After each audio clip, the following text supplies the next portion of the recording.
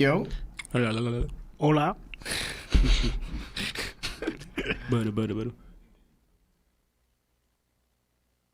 Yeah, I don't hear the intro at all.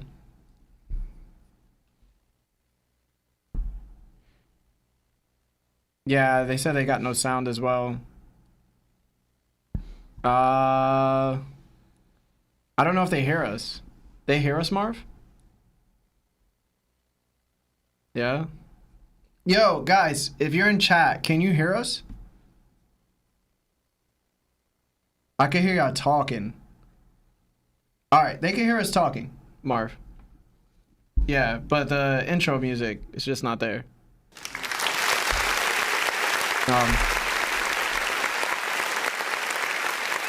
New table.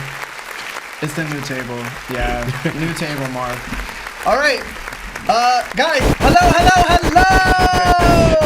Welcome to that One Piece Talk. My name is Larry. Lawrence. Lionel.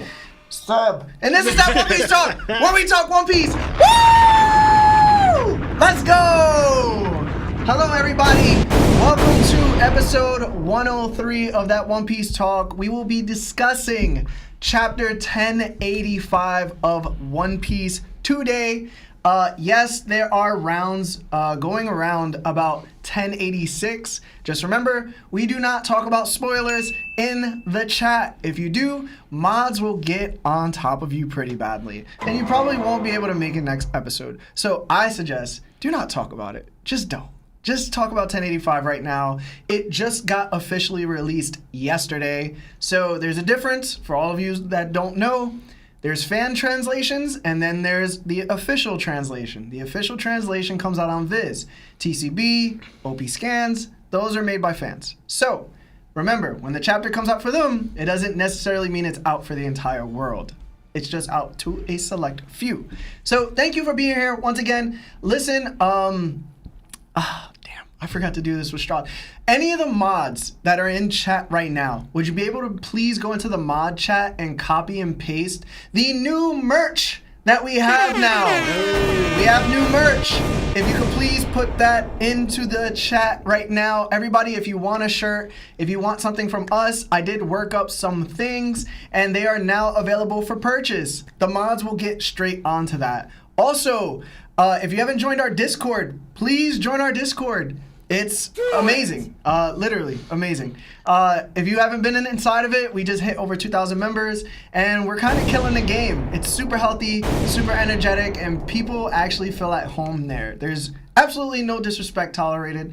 So for females and males alike, just know you're very welcome. So thank you all for being here today. We do not have Sebastian either, which means no DDT this week. He's in Costa Rica having vacation. He's enjoying himself. So unfortunately, we do not have him here, but we got Lionel. Lionel's here again. Super happy to have you here, bro, as always. Missed both of you, because I was on the episode by myself. We saw okay? that. Nah, bro. We saw I was out here by myself holding it down. I needed y'all. You're the man for the job, though. I had to have a hockey blossom. But yes, everybody, thank you so much. Also, Strahd, the merch is not on that site. It's in the mod chat. If you go to the mod chat, Strahd, the mod chat has the new link for our t-shirts. So delete that one. But anyway, guys, I just want to say thank you again. We're going to go directly into the chapter because it is a beefy one. And I'm pretty sure we all have a lot to talk about. So, guys, are you ready? Yeah. Yeah? Are you ready? Yes. Okay. Before we go, we have a bunch of super chats. You said that. Hold on. Before we get to the chapter. Also, Pig, I don't know if you gifted just 10 subs, but if you didn't, what the F, bro? Literally, there's so many I'd see here. I don't know if it's an error on YouTube's part, but I just want to say thank you. Thank you for all the gifted subs you continue to give us as well. It's amazing, bro. Thank you so much. We have a super chat from Straw Hat Nelson for 20. He says, yo, been a while, but I'm back. Glad to catch it live. #BuggyGang. And then, yeah, it looks like it's coming in doubles. Hold on. Just so I'm not forgetting. Yeah, it looks like it's coming in like doubles. Then we got a super chat from CD. He says, hashtag buggy gang, hashtag kidnap Seb.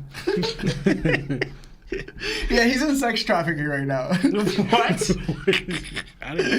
My bad. Captain Teriyaki with a super chat as well says, can't stay long tonight, but wanted to show the love and support. Larry, fine job last week. Lawrence, you've really nailed down that shadow clone. Hey, Imagine Lionel just starts wilding out one day like Doodle Bob.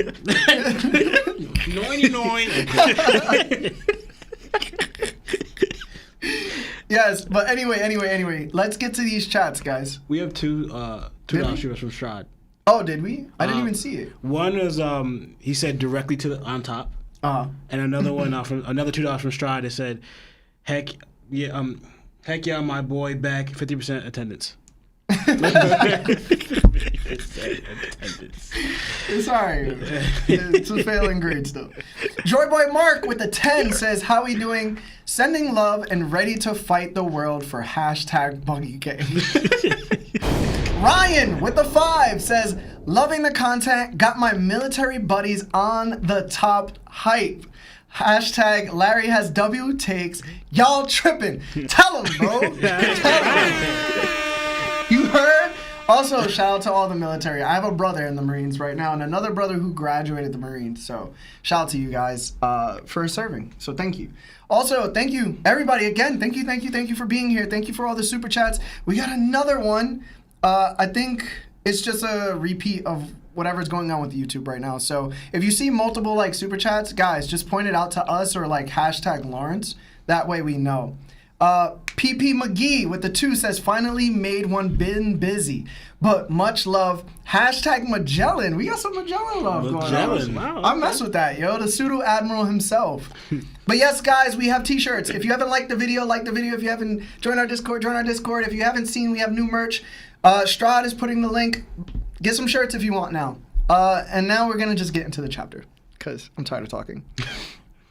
All right. So, guys, let's start off with the cover page. The title of today's chapter is The Death of Nefeltari Cobra.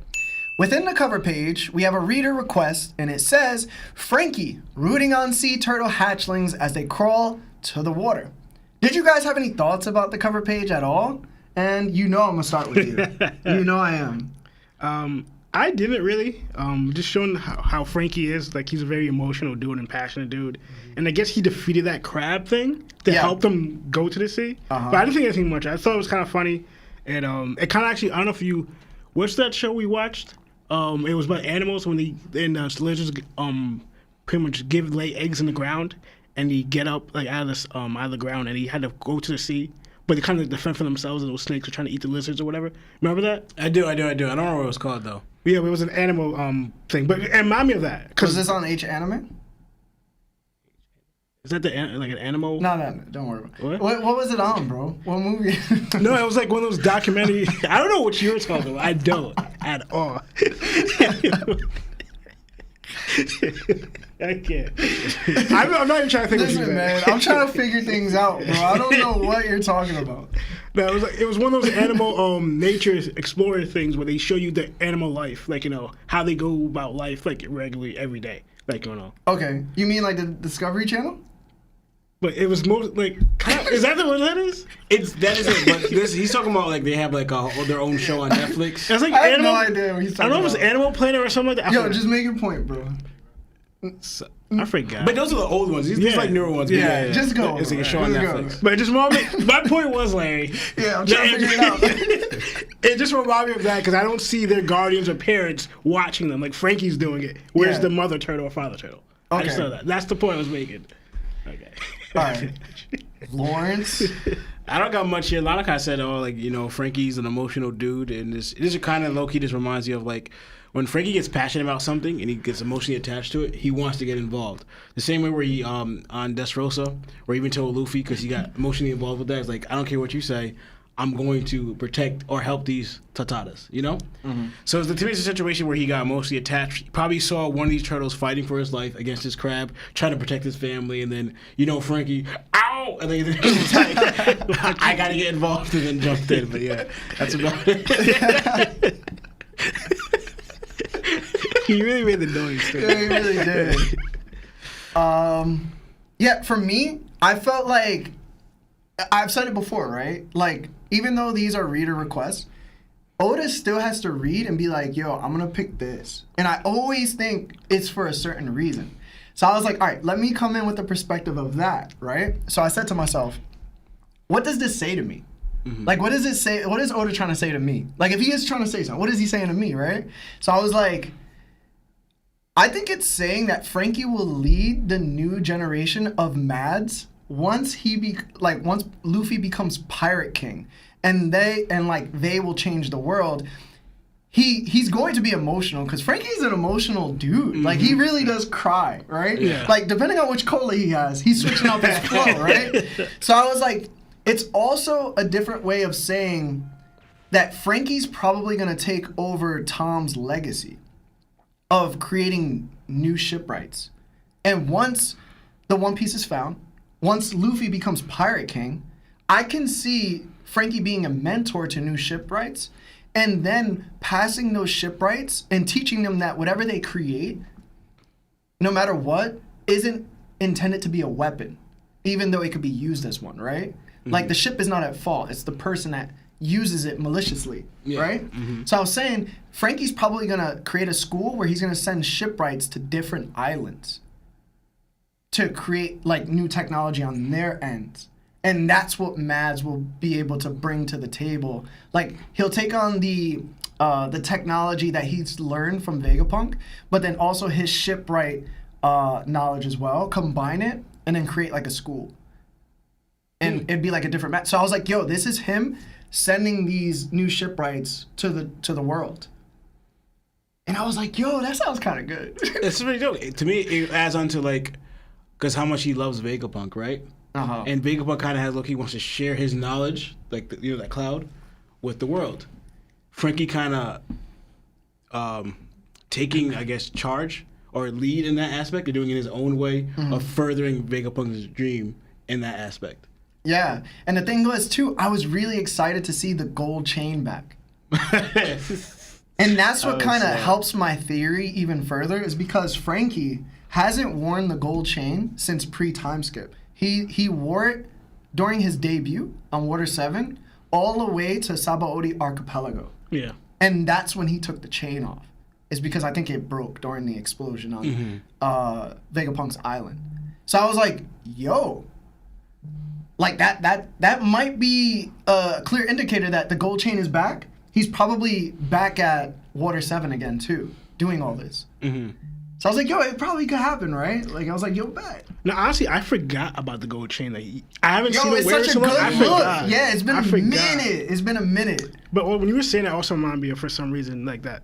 Because I'm not saying the turtles got abandoned by their parents, but Frankie was also abandoned by his parents. And he felt some type of way because now these hatchlings are trying to defend for themselves and travel to the sea. And Frankie got emotional because, like, pretty much I was one of these little dudes. And now they're, like, you know, and he's, like, trying to help him out. So I was just like, I thought that was, when you said that, it made me think of that, too, as well. Look at that. We on the same vibes right now. We on the same vibes right now. I just think it's funny he's carrying a sign like departure, like the turtles could read it. Like, oh yeah, we're going this way. That's the way, guys. All right, but before we head on to the next question, we have some super chats.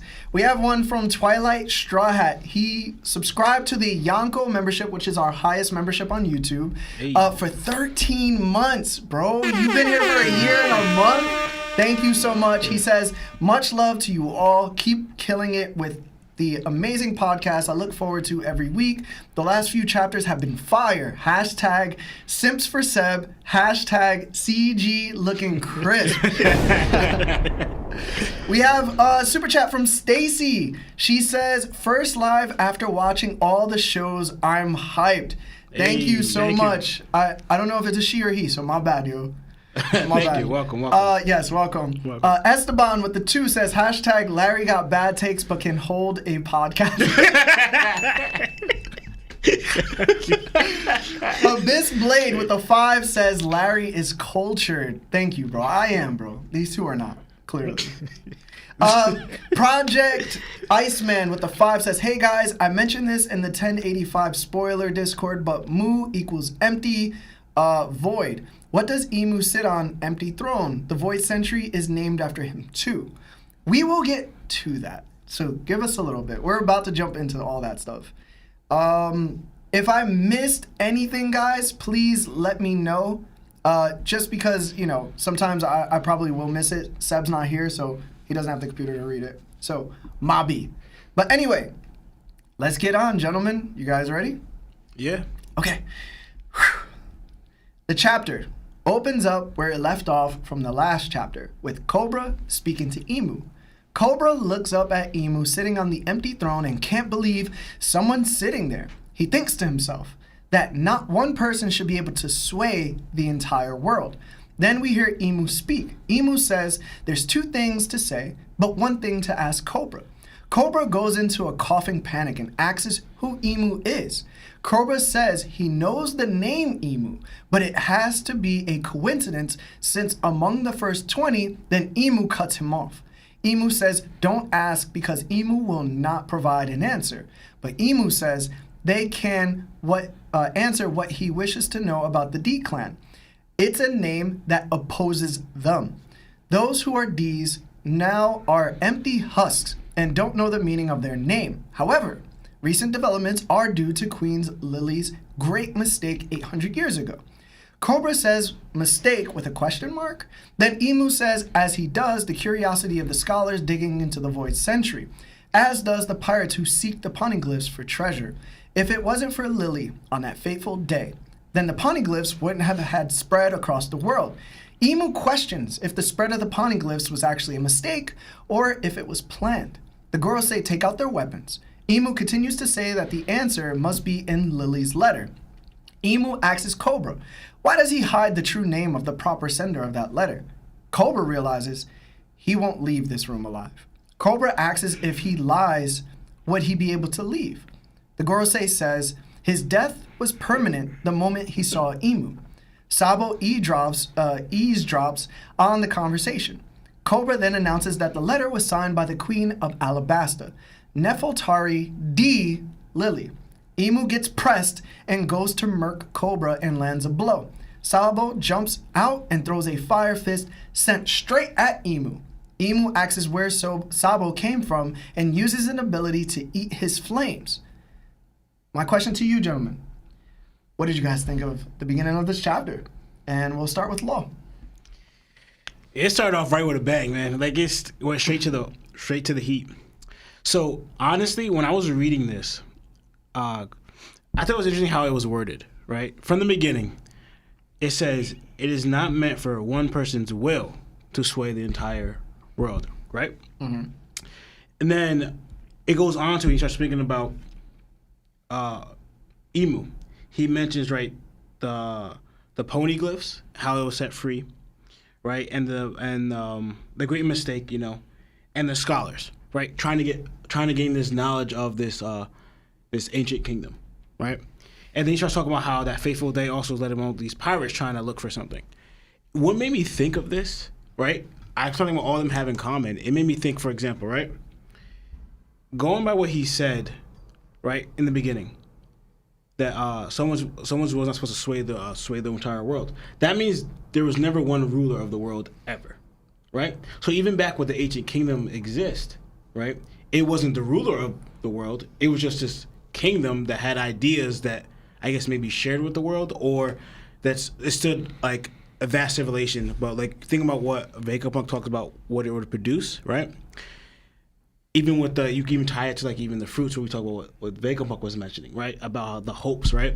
So what I'm getting into, right, to sum it up, is that what I understood is that Emu and the world government, anyway, they're the exact opposite of freedom, right? Because you think about the whole show's about freedom, right? So what they try to do, because you think about like what they promote inside their government, they promote slavery, they promote repressed knowledge. They're kind of like making sure that no one's really free. The things about I guess pirates can be bad, But a lot of it, if you look about all the people who are trying to gain knowledge and learn about stuff, they want to press that even people control people's in a way where they can't even do that. People want to set out free to go on an adventure. They want to control where people can't even do that, right? And in the Pentagon, all this knowledge is showing that they want to control everything to limit people's freedom, so they can control everything. Because what I was thinking about too, right? Why going back to what they always talk about, like making the Marines look bad, right? They always try to keep this face in front of normal people, right? And what I noticed is that when on _Dressrosa, when Fujitora like let Luffy and them, you know, take the glory, right? Because like it goes back to like how in Alabasta, where they gave the credit to the Marines and they repressed information, but Fujitora was like, no, I'm gonna let it all out. And how Akainu was furious with that one. You made us look bad. Yeah. Like the hope. So the thing is, like, tying into like going back to the repressing freedom is that they tied every hope or anything that's justice, everything that's right to the Marines to suppress the people. Then you guys don't have to, like, for example, hope for the future. Like in a way, also like the fruits wise. The fruits is an imagination for them. They could gain power. They could gain hope to achieve anything they want. But the Marines just say, no, in a way, you don't need any of that because we're here. You know? Literally trying to suppress their even thoughts of a future, right? Because even, for example, I thought it was interesting that you went there, right? No, oh yeah. So pretty much got to the future of like how they kept talking about the future back in Ohara. They kept saying how this information on the poneglyphs is the future of humanity, right? And then how 𝗍𝐽𝐵 tied even the abilities to the future of humanity, like the evolution or whatever, but like how people can progress by just hoping in something and dreaming up an ability that you could acquire power to achieve all your hopes and dreams. Well, the Marines are legit trying to repress all of that, and the world government, not just Marines, trying to repress all of that, saying that you don't need any of that. Your hope is us. We are the power, and we are trying to pretty much control that. But they try to do it in a way where it makes it seem like this is safe for you, you know, like a false sense of safety. Because really, if you step out of line for them, they end you, you know. So when I was thinking about that, like they legit challenge and that's why I go into like the ancient. They challenge people's freedom. But going back to the ancient kingdom is where what are the ideas, right? I feel like the idea of the ancient kingdom was like everyone's freedom. So it made me think of like kind of like for the D, what the D stands for, right? Because you'll bring in the dawn, right? But like if you think about like ancient countries of freedom, kind of stands for democracy. Democracy. I'm not saying the D stands for democracy, but like in deliverance. Because I was looking up like other like freedom and liberation. What are D words for that, right? Thinking maybe I could find what the D means, but I found deliverance and democracy, right? So what if part of the ideas of the ancient kingdom was like for everyone to be free, you know? Everyone to be free and to like, so democracy also runs like it's a government ruled by the people, right? What if the ancient kingdom was heavily about that and promoted that idea throughout the world? Where like, instead of this, like a lot of times you see in the One Piece world, the kingdoms now is kind of like mostly a dictatorship, right? It's ruled by one ruler and you do whatever I say, if not you die. And the world government's like that. But democracy is ruled by the people, so the people kind of govern themselves in a way. And you think about what Dragon's trying to do, he's slowly trying to do that, where like take away the rulers of the world government and give the power back to the people. So I kind of feel like the ancient kingdom kind of had something along to do with those ideas where like the power belongs to the people, right? And you could be free in that aspect where the ancient kingdoms kind of challenged that to repress people so they could be in control, and they threw that as dangerous or chaotic. Because also too that can create loneliness depending on how it's done. Yeah. Yeah. So that's what I thought too. I've been talking for a while, so I'm no, it's cool. Toss it over to you guys. Man, if you got more ideas, go ahead, bro. I mean, Sebastian not here. If you got anything else you wanted to say, you could say it. Okay. Because this is a large part of the chapter. Yeah, that is true. Yeah, I'll go ahead for now because I'm regathering my thoughts. Lionel? Yo, so Always, bro. Always, bro. Also, guys, the YouTube chat is bugging out, so just bear with us. It's been bugging out since we started. It's a YouTube thing. It's not a Marv thing. I promise you, so don't get mad at Marv. I find it very interesting that they kind of implying that, or going with what Atari said, And I thought the same thing possibly, that what if 𝗏𝗏 was from 800 years ago? And what if, I don't know if because they never talked about, what's the fountain of youth, or why he would be so, like, old and living now since he 800 years ago. We don't know the aspects of it, or if it's his fruit or what's going on, but the fact that Natari said that name, 𝗏𝗏's name, or said he heard that name before from the beginning 20 kingdoms or 21st people who started the world government, that's 𝗏𝗏's name. And, you know, 𝗏𝗏 didn't even want to, like, knowledge or, like, elaborate more on what he was thinking. He said, pretty much, I'm not going to give you an answer, so don't even try to ask me that question. But I was just like, and the way he speaks about Natari Lily, he speaks as if he was there. Like, so that I'm not saying he is this. They're alluding to it. We don't know, but he's saying that pretty much that she's the reason why the 𝗏𝗏𝗧, like, blaming her, that these are the 𝗏𝗏𝗧s are here for a reason. Now, like, that everybody in the world now is able to, like, read them to a degree or have some type of knowledge from them, where they learn how to read the 𝗏𝗏𝗧s or not. And that's why they destroyed or because of what they were doing. And he was blaming Vivi about it. I mean, Lily, sorry. Lily, there we go, Lily. Yeah. And I was like, yo, this is crazy, because, again, there's a lot in here. But now we find out, giving clarification, that Natari is a D. It's Nefertari is a D. And I always question, because right, he says, like, they're the ones who opposed us. And I started thinking, I don't know, is that before or after what Natari D. Lily did? Because she was part of the 20 kingdoms. Then she didn't, like, you know, she's the one, and it makes sense, like, I never knew why she didn't go up with them, like, you know, to Mary Jo. But then when I found out she was a D, that makes sense, because the D's, how they are, they wouldn't be there. They wouldn't be with them, because that's their mindset. They're not, like, the D's, for some reason, they show that they have I guess it goes into the freedom thing, but their mindset is different than completely different than how the 𝗏𝗏𝗧 think. That's why 𝗏𝗏 is a D, and he doesn't even want to be, like, you know, they have to be there ones to protect them. So I always thought, like, this kind of gives the reasons why. But now I'm trying to think, were there an enemy the whole time? And then they found out, because 𝗏𝗏 realized he knew the whole time that she was a D, and that's the big question. So she was a part of the 20 kingdoms, but you viewed him as an enemy. I find that kind of interesting. Well, I don't think he thought that, or they thought that. Okay. I think what that was saying was, tell me the name of that person, and that's when he goes D. Like, he kind of they kind of, like, squint, like he got pressed by it. He was like, yo, I didn't know that. Like, that's what I got from it. Because at the beginning I thought he didn't know. Then when I read this translation, he said, tell me the name of the person. Like, I knew what you were gonna say. I want you to say it for me. That's why, like the other translation, I thought he didn't know. Well, he was asking a question. Okay. It was because that was the one question he wanted to ask. His thing was it a mistake that these poneglyphs got spread across the world, or were they on purpose? Yeah. And then to further that question, which is basically the same question, he was like, yo, who was the actual sender? Like, what was the true name? I think he was suggesting that he might have known that was true, but he never got confirmation. Right. He was just like, yo, they've been a part of us. She's a traitor. I want to know why that happened. Okay. That's what I got from it. Okay. Yeah, same. He wanted confirmation because he may have expected it, because he kept calling it a mistake.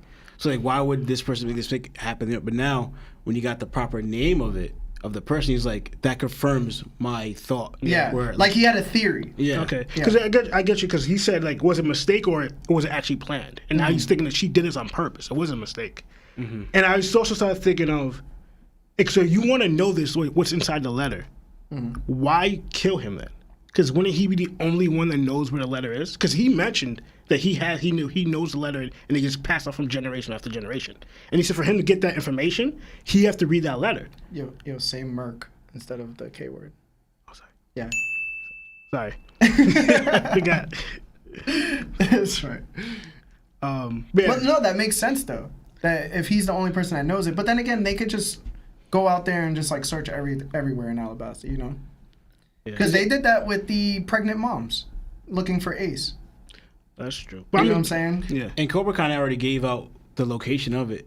He said he was searching through, like, the library. The library. He didn't really say it was in the library, but he said that I was searching through the records, and like all the records were destroyed of anything regarding her. But she did leave something behind. Yeah. But this honestly, but her actions just thinks of like she was probably planning something. I don't know, but the fact that she's a D changes things a lot. It does. Yeah, like because I don't know her agenda or she knows the truth behind the name of the D. Like, cause it's 800 years ago, so like they might know a lot more back then. Like, cause 𝗵𝐶 may know the name, the origin of the D. Yeah, he didn't want to elaborate on it, but now he heard that or getting confirmation that she's a D again changes everything about his perspective on what's going on. Because again, his theories are coming to like, what are they planning now? Because this has been fruition for like years, and now I got this information. What else? There's certain things that I don't know that the Tar family are involved in or doing, or done down the line. It's like, again, her brother, who became the new king. Did he know this? And was he with her in this plan? So it's like a lot interesting and a lot of new interesting players in the game now that we knew, but now they're giving more clarification. Like these are actually legit important characters now. Yeah. And who's been in the game for like, been in the show for a long. Like I didn't think anything about Cobra, but now it's like, oh snap, he's a D. So that changes the whole perspective, even for us, even for 𝗵 as well. Yeah, and I wanted to add because I forgot to add this when I was speaking. Just like one that I was saying is, but we kind of learned something new here about the Ancient Kingdom, because we kind of always expected, all right, the D, right, and the Ancient Kingdom, they kind of belong together, they kind of fit, right? But now we kind of got word that the Ancient Kingdom and the D are not so collided, right? As in, like, for example, the Ancient Kingdom was just a family of Ds, you know? But we got confirmation that's not necessarily the case because, right, 𝗵 even says, right, those who bubble up from every corner of the world, right, with the name D don't even know the name of the thing. And then you have someone from one of the 20 kingdoms outside of the Ancient Kingdom with the family name D. And he was part of they were part of the Ancient Kingdom. I mean, the 20 kingdoms that attacked. So that means that the derivative. So what we can kind of gather, I'm not saying it's maybe not confirmation now, but the source of the D may not is directly come from the Ancient Kingdom. Yeah. Unless someone from like before even the Void Century, kind of like their family kind of split off, and the majority of them stayed there while the others scattered. Kind of like the whole like a Wano and the Shimosuke clan kind of happened type thing, where some stayed and some left. Yeah. That's the only thing we could think of. But Wano, it kind of spread through all corners of the world. But 𝗵 even said, for now, they're not just at the Ancient Kingdom, because if that was also true, we would have like no Ds left, because they would have all been wiped out during that ancient battle. But I was also thinking, like, it could also be like she didn't know the truth about the D thing and the Ancient Kingdom until found out later on, and that's why she, like, but his mistake probably let the 𝗏𝗏𝐻 go, because she found out the truth now and said, I'm on the wrong side. And that could have been like, this is all just theories, but like the fact that she didn't do it before and she did it then, and now she disappeared. Whether she got taken away or she's hiding somewhere, we don't know. But like, but remember, the poneglyphs weren't always a factor, because remember they kind of, from when you read back in what's it called, 𝙁, they kind of mentioned that they teamed up with the Wano and the Kuzuzuki. No, they never said they teamed up. I know, but like they used them to like, because they were the ones that the Ancient Kingdom didn't create the stones, Wano did. Yeah, I know. Right? So that's why they teamed up, because they got their message from the Ancient Kingdom was written on Wano's the stones, because they're the masters of it, right? But the thing is, what I was gonna ask is like, because I said it before, was like, because she switched sides, that she probably met 𝗏𝗏𝗧 or someone and got persuaded. But now, what I'm thinking and understanding is that she didn't know that she was a D, or maybe she had a D name but didn't know what it represented. But like I said before, it's like she learned the truth of the matter about something, and then I think Sebastian made the joke like, this isn't the way, right? Where she jumped different sides. And because like, because at first, like, to be betrayed and how he viewed it, she was fully with them. Something happened with her meeting either 𝗏𝗏𝗧 or someone from that Ancient Kingdom that showed her, and you could kind of the dawn or the real light of things, of how things should be, and the way you guys doing it, how evil that was, and why she ended up like. And it was probably at that time, it's too late, but I'm gonna help you guys hide the poneglyphs and like, or do whatever I can to further that venture with the poneglyphs, and then I'm not gonna join them anymore by not. And why they view her as a traitor, because she decided not to go up with them, because she like, I don't want no part of them anymore, you know. That's it. Yeah. All right, before I go, guys, I just want to call out Super Chats real quick so I don't leave them just unread the whole time. White Jesus with the 5 says, hey, been listening for a couple months now, and I'm loving all the content. Y'all been cracking me up with them takes. Keep it up with these golden takes. Thank you. Red Hair Shankton with the 5 says, gotta donate to the CGI budget so Lionel doesn't fade from existence. Terrence Matthews with the 5 says, I think the Gods Knights will be cosmic Logias. Also, Larry, you should try to get Chestnut on here. I'm working on that. Mike Super with the 2 says, damn, Wari, you slacking, Laws Baldy shining. And then we got Ryunosuke with the 2 says, yo, what's good, guys? How are you? Just 3 of you today. Yes, just 3 of us today. Joyboy Mark with the 10 says, with the Nefertari family being D, do you think the theory that all D was Joyboy crew has more weight and Lily was part of his crew? Possibly. Abyss Blade says, Nefertari D Vivi. Vivi hype and a potential official Straw Hat again. So these guys went into, you know, some of the things I was actually going to talk about, which is kind of crazy. I was just looking at, I smiled at you. I was like, hey, yo, me and him connected now. So, I do have a lot to speak about, and I'm not going to go on and on about it. I'll just go straight to the point. The first thing that was said inside the chapter was one person's will should not sway the entire world. That's kind of the point of the show. Yeah, of course. Like, literally, the point is, yo, if my will is strong enough, I can sway anything. I can sway how you feel. I can sway how an animal is going to, you know, come at me, and I can predict and move. Like, I can sway just my presence onto other people and knock them out. Just will is everything in the show. So to hear that Cobra's like, yo, one person's will should not sway the world, it kind of brought up this, like, philosophical perspective for me. And it was like, is it okay for one person to be in charge of all things? That's really the question. Is it possible that it could be ruled by multiple people? And what's the benefits of that, right? Like, it's like you said, democracy versus, like, dictatorship. Mm-hmm. Like, communism versus, you know, all this stuff. Like, this is what Oda's tapping into, like, the political side of One Piece and asking us the general question, does one person deserve to rule it all? Mm-hmm. Is it okay? And up to what you believe about life and your perspective on life, you'll decide which one is best, right? So it was crazy because that was Rox's objective. Mm-hmm. Rox's objective was becoming the king of the world. And my question now was Rox the greatest threat since Emu? Because if you really look at it, right, like, did Rox know what the D meant? Yeah. That's one of my biggest questions that I got from this chapter in the beginning was, did he know what the D meant for sure? Because if so, why would he attack celestial dragons with intent and also go to God Valley in order to do that, right? Like, why would he do that? There was no real reason for Rox doing these things. So I was like, yo, like, I believe there are 2 meanings to the name D.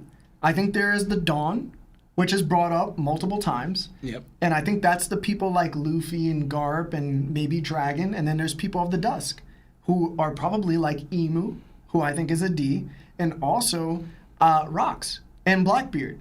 I think that there's 2 sides of a joy boy, but there also might be a sad boy, and I'll get into that later in the chapter. But I think there's 2, like I said before, there's 2 joy boys, and I think they're supposed to both represent something.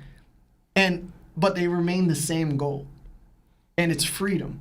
Which type of freedom do you want? Do you want dictatorship freedom, or do you want everybody has freedom and everybody has a choice and chooses what they want to do? I think that's the point of Joy Boy, is that these are the people with the most will amongst all people that will sway the entire world. And that's very dangerous. So I started to think to myself too, and I was like, yo, you know what's crazy? It's even more interesting because Cobra says this is he's the greatest taboo in the world.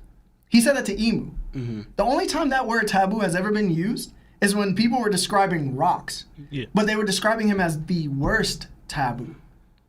No, isn't that his is that his epithet? They call him Rox a taboo? They call him the worst taboo. Oh, that's it, okay. Yeah.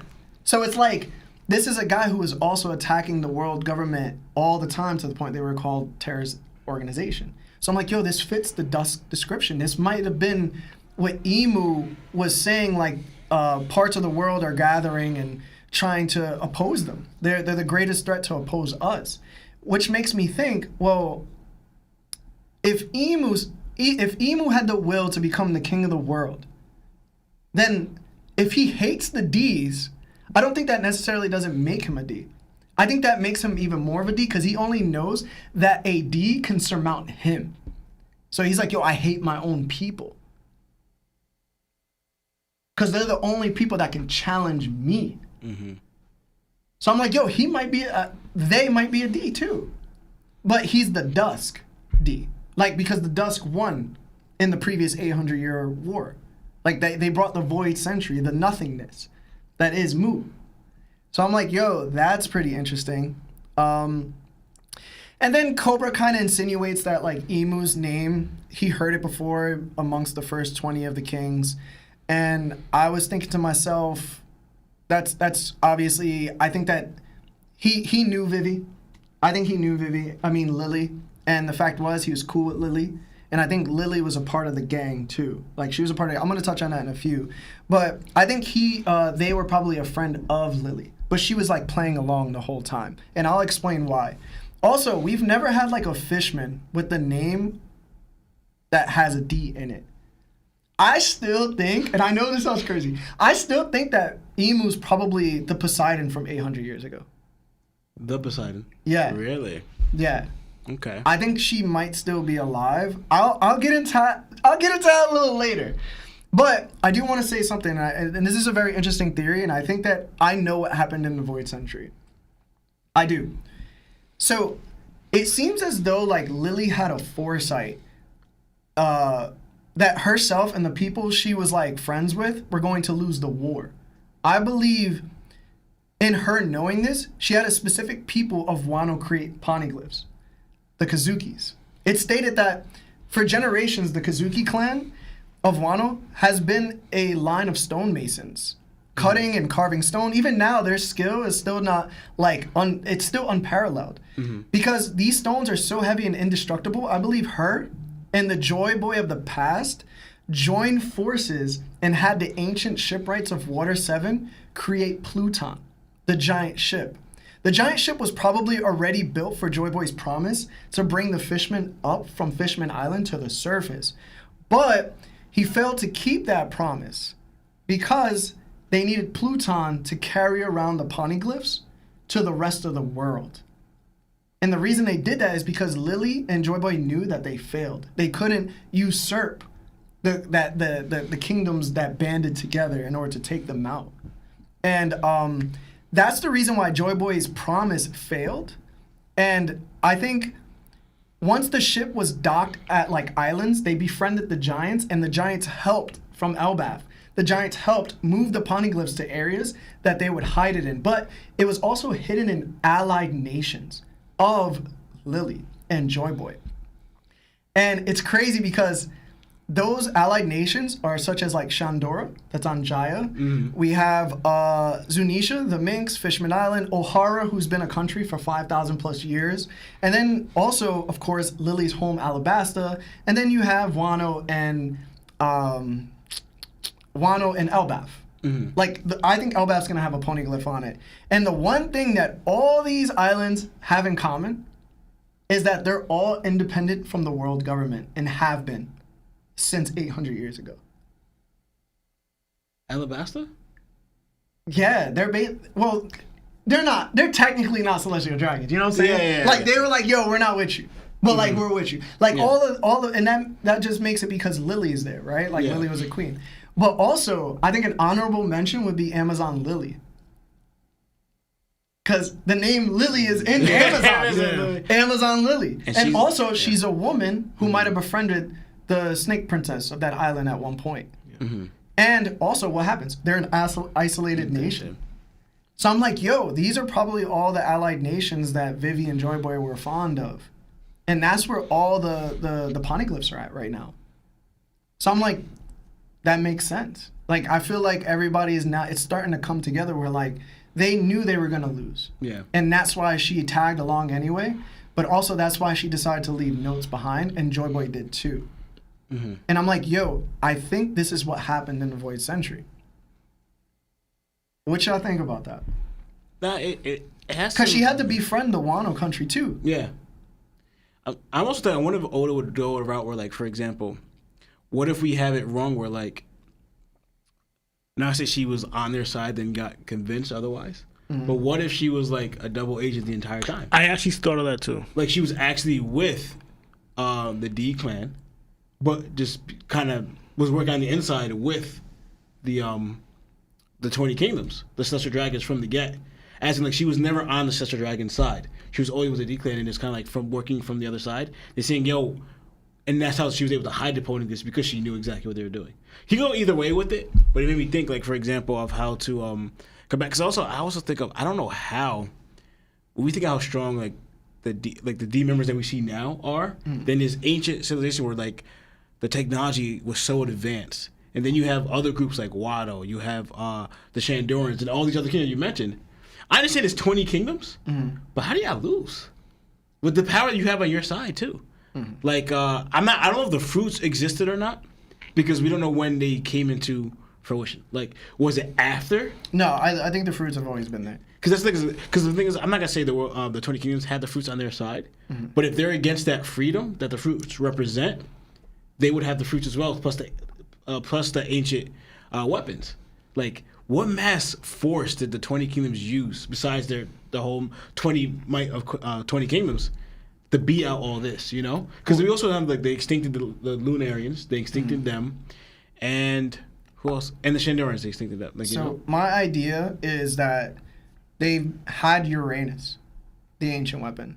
So again, it goes back to what Tom was saying, right? Like, things that are created doesn't necessarily mean they're used for bad, right? It's only people that use them for bad. This is why Pluton was used for bad. And if you think about it, Wano has Pluton under it, which gives it even more credence to, they use this ship in order to have these poneglyphs travel to other islands. I don't think necessarily it was made to do such bad things. Yeah. But if they have Uranus, if you can't attack something that's in the air, that becomes the best ancient weapon at this point, because even the mermaid princess who controls all these sea kings will never be able to reach up to that point if it goes even higher, and then it just rains destruction upon you. And this is islands itself, so I think that played a massive role, and we just saw that happen to Lelouch. So I'm like, yo, I can understand why they must have lost. Like, even I think Zunisha plays a very important part in the punishment it received. I just don't know, in accordance to, like, my theory, what that means for Zunisha. Like, what happened that made this elephant get punished for 800 years? Yeah. So that's the only thing I need to figure out, but I think I figured it out. To me, I feel like I figured it out a little bit. But yeah, man, that's when I saw this, I was like, yo, what? I was like, yo, I was such in shock, because you can tell this person doesn't want dreams of anything. And it was really cool when the 𝗍 all pulled out their gats. Yo. And then the one 𝗍 pulled out his sword. I was like, yo, that's heat, bro. Yeah. And then Sabo obviously hears the ending, and then he does, like, the fire fist. So I will go on record right now that the 𝗍 might not be top 20, but they are strong. Because they took a fire fist. Yeah, they're at least stronger than Burgess. I'll say that at Dressrosa. They're at least stronger than Burgess at Dressrosa. It was very interesting because we do see sort of the hair of 𝗏. So I do believe it's a female, because I was looking at eyes, and I think for sure, like, the eyes clearly indicate the shape of it. It's a female. I think it's a female for sure. And it was very interesting because when Fire Fist was done and Rook Check came out, 𝗏 transformed and then ate the flame. And you can see the eye of the dark shadowy figure eating the flame on top. So that's definitely 𝗏. But that was super interesting to me. That was crazy to me. But yeah, that's all I got to say on this part, man. I just think that, you know, I called it. I called it a while ago. I said that, you know, Cobra wasn't leaving this chamber because he was going to see 𝗏. And that happened. So 𝗏 talking to themselves in the third person, having this old dialect. Yeah. You could definitely tell they're from 800 years ago. Yeah. So I don't have anything else to say. Do you guys do? And then if not, we could go on to the next. Yeah, because I have a little more I want to touch up on the next part of it. Yeah, we can do that. Because it continues there. All right, so give me a second, guys. I'm going to read these super chats real quick. Aaron Feldman with the 5 says, just got into One Piece on chapter 400 right now. What are you doing here, bro? He says, what's y'all favorite arc? Maybe one coming up for me I should look forward to. Zoro definitely my favorite right now. My favorite arcs are Water 7 / Enies Lobby, which is like the same arc to me, and Sabaody Archipelago. Lawrence? Favorite arc? I really like the Skype arc. I know people be sleeping on it and be calling us, but I really enjoyed it from what they gave us. And favorite though, I like 𝗏𝗏𝗧 a lot too. 𝗏𝗏𝗧? Yeah. It's 𝗏𝗏𝗧. 𝗏𝗏𝗧. But yeah, go. Lionel? I don't really fully have a favorite arc like that. I do like _ʍ𝗏𝗧 a lot. I do like Water 7 and Enies Lobby a lot too. Somebody was a hitter as well. Just pick one, bro.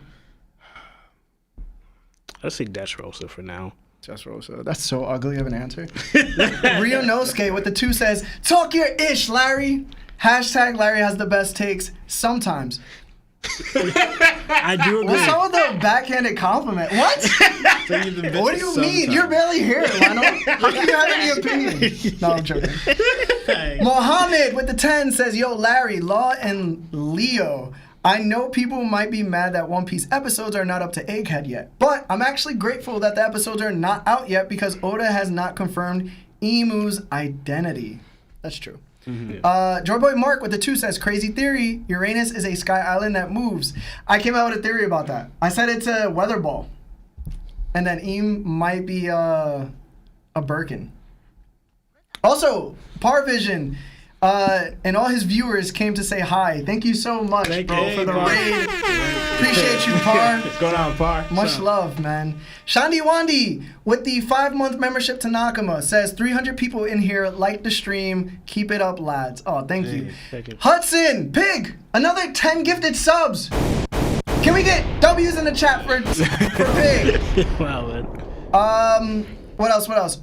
All right, so yeah, guys, if you haven't joined our Discord, please join our Discord. If you haven't liked our video, please like our video. And also, if you haven't bought our new merch, it is now up and running, so you can buy some. We have also one more from Muhammad. Oh, go. Oh, so we have one from Muhammad Lar. So I wanted to ask all 3 of you guys who would you want to as the president of the United States out of these emperors of the sea? Luffy, Buggy, Kaido, Shanks, Blackbeard, or Big Mom? You have to pick one. I think we got this one. Yeah, we had this question before. I said Big Mom. Yeah, you already saying Big Mom. Yeah, I said Big Mom. And they got at me because I went the easy route because I said Luffy and his ideas with love. You wouldn't have a country. Huh? You wouldn't have a country. It'd be destroyed first. I like my freedom. That's what I'm trying to say. But I wouldn't choose either of them, but I like freedom, so. You, Lionel? Honestly, my real answer would be none, but I guess Shanks. Shanks? All right. Yeah.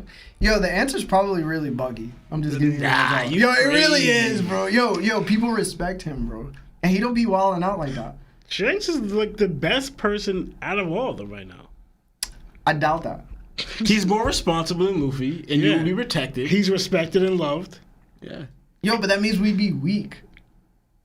That's their choice. That was their choice. All right. We got to get through with the chapter. We got one more. Yeah, Project Iceman. He says Luffy equals Joy Boy, Emu equals Void Boy. Ooh, I do not like the Void Boy. That sounds weird. Umar with the 2 says, thoughts on the upcoming One Piece break? Love it. Give me more breaks, bro. I love One Piece breaks. I swear I do. All right. So let's get into the next chapter, next subject on the chapter since we got through that. Okay. Ready. Next, we see Sabo above Cobra while he's on the floor. Then we see these silhouetted figures that resemble animals and a dark shadow figured crawling down the throne. Sabo thought it would have been great to take them all out and can't believe who's at the pinnacle of the world. Then we see a Denden Mushi, which is a transponder snail, takes a picture of him and Cobra on the floor. Cobra's coughing. He asks Sabo if he's Luffy's brother. He can't believe that a revolutionary would save him. Sabo reconfirms that he's not the enemy. It's the guys above him. Cobra says Luffy saved his life, and Sabo smirks saying, yeah, That's my little brother Luffy. Then we see 𝗚𝗻 and the 𝗃𝗏𝗧 in their shadow-like forms chasing 𝘊𝗨 and Cobra. Cobra tells 𝘊𝗨 to leave him, and 𝘊𝗨 says no. Cobra then says he realized something, that 𝘊𝗨 can't die, and he has to give a message to Vivi and to Luffy to tell them that they also bear the D. Also, he now sees which path Alabasta should take. Then 𝘊𝗨 recollects a memory with Ace and Luffy when they were kids. 𝘊𝗨 mentions they both have a D in their names. Then Luffy tells 𝘊𝗨 he could have a D too if he wants as well. He could be called 𝑘𝐨𝐮𝐷, which stands for basically sad boy, right? Yeah. Shadowy arrow stabs 𝘊𝗨 and Cobra through the chest, knocking them both to the ground. Cobra then stands up, dripping blood out of the mouth, and he says the poneglyphs, in his words, gets overshadowed by a monstrous roar, and we hear it then, he says, bear the flag of the Dawn world. Quoted from Nefeltari D. Lily. What did you guys think about this part of the chapter? And we'll go with Lionel. I actually got a little confused in this area when we see their beast forms, most likely Zoans, and most likely mythical, because they look really strange. I can't point out any creature what this looks like besides that bird looking one. But I got confused because in when 𝘊𝗨 throws the flames, we see 𝗚𝗻 eat the flames. Yeah. And it's like up on up the throne. Mm-hmm. But the next picture panel you see 5 of them there. Yeah. And I'm thinking, all right, where's 𝗚𝗻? Did he leave? No. 𝗚𝗻's behind the 𝗃𝗏𝗧 member that jumped up to protect him. Okay, that's what happened. Okay. Yeah. That 𝗃𝗏𝗧 member is the one with the what's his name? He's the younger one. He's right. the youngest one. He jumped up. Okay, because I was going by where they're positioned. You can kind of tell which one is which because I thought that was pretty dope. So we know, the samurai guy is the one that has that cloak looking thing that looks like Luffy's when Luffy's in gear 5th. So I was thinking, we can tell of their Zoans. That's how they look, and I wonder if that meant anything. Because in Wikipedia, they said that the 𝗃𝗏𝗧 represents the pretty much each members of the secret council society, whatever, of the kingdoms, like United States, China, Russia, United Kingdoms, and France. Yeah. They said that all 5 of them represent each one of them. I don't know if Oda did it on purpose, but he said they somehow resemble that. So I try to even think that each animal for that kingdom, for that nation, like America's the bald eagle. I wonder if they have that has to do something with this. I don't think so, but it was just a thought. And again, it shows that they're pretty strong, like Larry said, be able to take 𝘊𝗨's attack. And apparently that the posse might have 𝗨𝐼 because he hit 𝘊𝗨, but the only thing is I don't know if 𝘊𝗨 had his Lagget form turned on, because you could have it turned on and off, depending on if a person get hit. And then clarification with that would be when Ace hit Smoker. When Smoker didn't know, hit Ace when Ace hit Smoker from behind at the bar when he saw Luffy hit Smoker from behind when he saw Ace at that time. So I don't know if 𝘊𝗨 had his Lagget on, so I don't know if that's confirmation of 𝗨𝐼 or not. It's but Logia. I keep saying Lagget, right? Yeah. I mean, you've been saying it for like 7 years. You know what I'm saying? So it's okay. I know. I find this is the first time though that Oda did this. That, to my knowledge, I could be wrong. Did what? That he had somebody say something, but it had the words blocked out. Yeah. We can't see it. So again, obviously this was done on purpose. Because he said, he said poneglyphs. So I find that interesting that Oda did that. Because he never did it before. So, and that's it, yeah. All right, Lawrence? Yeah, so I'm just going to tackle to the beginning part. So I noticed that from the beginning, Cobra is quoting Lily, right? That's it. Yeah. When he says right here, at last we see a way forward for Alabasta. I have to go back, so he's quoting and he continues to quote, about, and then it says, for what I gathered, it says, let's see a way forward must be protected. Mm-hmm. They're talking about the poneglyphs. Yeah. So you see a little bit, it says must be, and then it says a little bit of acted, so protected, I'm guessing. This is bear the flag of dawn against, and then we don't know whatever world. So I'm trying to think because usually just say against the world or whatever.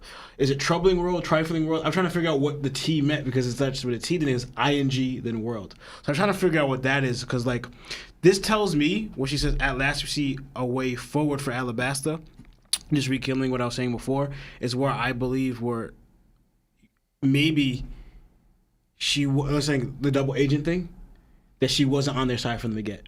Because at first she's like, all right, she see a way forward for Alabasta. But now it's like, all right, we're in a situation. The poneglyphs are the future. What they kept saying in the show, like they're the future for the future generation, the ones who inherited the will of the D or inherited the will to like pave the way forward. Where like you have people like they say like Luffy is gonna guide us to the dawn, and like Momo's part of that is gonna help be the ones who are gonna guide to the dawn. The poneglyphs are basically for the ones who are gonna guide it to the dawn. So like they're saying that here, but honestly. Again, Sabo was just looking impressive to me because I just thought it was interesting in how he didn't bat an eye. That these things just... The Gorosei, who you probably didn't really think they were that strong, because he said, I would take them out, like, oh, here, but I guess I can't. They all just changed form. He's just like, yeah, they just changed. I can't take them all out here. Like, you didn't care that they just came to these... Because that one thing was huge back there, right? When it shows that figure where he's standing above Cobra, they're all changing form, about to attack you, and you're not even breaking a sweat. It's like, they didn't really matter to you. Like... What I like about it is like when unexpected things arouse and he didn't get startled by or like surprised by. He's just like, I'm just gonna handle it, you know. I'm saving Cobra, like no matter what. That's what I wanted to do. Right, so this has impressed me, and to me, I thought it was interesting. I honestly do not believe that they are Zoans, because I kind of believe against like the fruits are against what they represent against freedom. So I believe this is something else that they're able to do, and I thought it was interesting. Like I want to tack to is like how in sync they are with 𝗵, right? Because while 𝗵 is talking, right, even though 𝗵 unexpectedly showed up, so this is not part of their arrangement, right? 𝗵 unexpectedly showed up, yet when he was speaking, from his words, they pull out their weapons, right? Immediately, like they know 𝗵's thoughts. And then as soon as they come to attack 𝗵, he comes to attack them and 𝗵, he was able to move fast enough to block 𝗵, and now they're all just in this weird form, because they don't look like Zoans to me at all. They kind of look like these ancient things. And I'm going into like I don't believe the fruits they're against the fruits because what they represent. So I'm thinking I'm kind of hope it's something else, because then it goes to that theory of like they're against my theory against the whole freedom thing, right? But then also too going back to where like also why in unison with 𝗵. If you look at this other picture here where Sabo picks up Cobra and starts running, you see the four figures. Of the the five figures of the Gorosei. But then you see these giant eyes in the back. And to me, that represents 𝗵. So I'm not saying that 𝗵 has this form too, like them, but like this one right here. Mm-hmm. So it's like, to me, that shows like, because you see all five of them here, but then the eyes in the back, showing that 𝗵 may have a weird form like that or something else that he has. They showed that already, though. 𝗵's the one who ate the fire. Yeah, he's the one that ate the fire. Okay, but I thought you were saying that he's the one that jumped out to protect. No, both happened. That both happened, yeah. Okay, so 𝗵 has a form like this. Yeah. Okay. All right. Just checking. So yeah. So that's like the unity. I think this is something special to. I'm not even saying to the Gorosei, but like, maybe to these ones in power, like the king of the world and the five guardians of the king of the world, you know. And I just thought it was interesting. Just go back to when they bring up like you have two people with the D's and they're both conquerors usually as a young age. Ace and Luffy teamed up. Like that's very interesting because like. You don't look at them as if they're anything, but both of them are both conquerors and literally kind of like, how'd you put it? Lines for Joy Boy or like potential Joy Boys and at a young age. And Sabo's calling back to that. But yeah, and yeah, I think that's all I have for now. All right. Listen, man, when I saw this, I was like, yo, Sabo he looked cool, bro. I was like, yo, he holding that pipe, he holding the hat. He was like, yo, he knew that transponder snail was there, bro. No cap, bro. Nobody stands like that, bro. You know what I'm saying? Let me just pose real quick. Yeah, he was like super calm and collected. I was like, all right, bro, stunt, bro. Like, whatever. Like, but to me, I think these are all mythical zones. Yep, for sure. Yeah. They're definitely all mythical zones. When I saw this, at first, I immediately thought of chapter 1075. When Saturn, I believe Saturn took out the camera on Egghead, he was a shadowy figure with those same eyes. But he doesn't look like how he looks here because Saturn is the one all the way on the left. He's the one with the horns. Yeah. So I was like, yo, that's crazy. And then I noticed the bird, and the bird was like, yo, is that Who's Who from Pokemon that Ash saw? When he got bodied by all those sparrows, bro? I was like, yo, no way, bro. But I was like, yo, this is crazy because it's starting to get into like, we always thought that mythical Zoans were trash, bro. Like, we always thought, like, because Marco was trash, everybody else is trash. You know what I'm saying? But it's starting to prove even further that mythical Zoans are definitely the top in the verse. And I think it's no question at this point. I don't know if there's another level of Logias. I don't know if there's cosmic Logias or not. But if there is, we've yet to see one. Yeah. And I think right now, I know it's going to sound crazy again, but I think these guys are tapped into the Zoan fruit even further than Awakening. I think that Luffy right now might go Gear 5, but I think there's a Gear 6 coming. I think there's another gear coming. The reason I say this is because I feel like you can be in tuned with your devil fruit, but then there's a point in time, I believe, you're going to become that devil fruit. And it only works for mythical Zoans. Because mythical Zoans in general have a will of their own that can take over that person, right? Like all Zoans do. But I think because if it's mythical, it's a little bit more dangerous because they're actually deities. Like they're entities. Like Joy Boy, like whatever's in that fruit that Luffy has, that's a real person to a degree, right? And it can overtake Luffy to a degree. And I'm saying there might be a point where they're synergized, but I think there's also another level where they both become one. And Luffy becomes the devil fruit himself. So I think we might have a Gear 6 on the way later on to tackle probably 𝗚. And I think that's what 𝗚 has. I think 𝗚 was able, that person's probably the only person ever in history to do such a thing. And that's why they're living for this long. Or it's the perennial youth surgery that was used with the 𝗵𝗶𝗶 no Mi. Right. Either way would be fine to me as a great explanation as to why 𝗚 is allowed to live this long and why the Gorosei might be even stronger than we actually thought they were. And I think that when you become in tuned with your devil fruit, if you ever watch Digimon, they do this in Digimon. Like they literally put the person and the Digimon together and they become one person. I think that can happen. What's very interesting to me in this chapter is a beautiful thing I think Oda did. A lot of the One Piece community specifically hated the idea of reincarnation. They hated it. They were like, yo, Luffy isn't supposed to be like Ichigo. Luffy isn't supposed to be like Naruto. Like, this is just Naruto and happening all over again.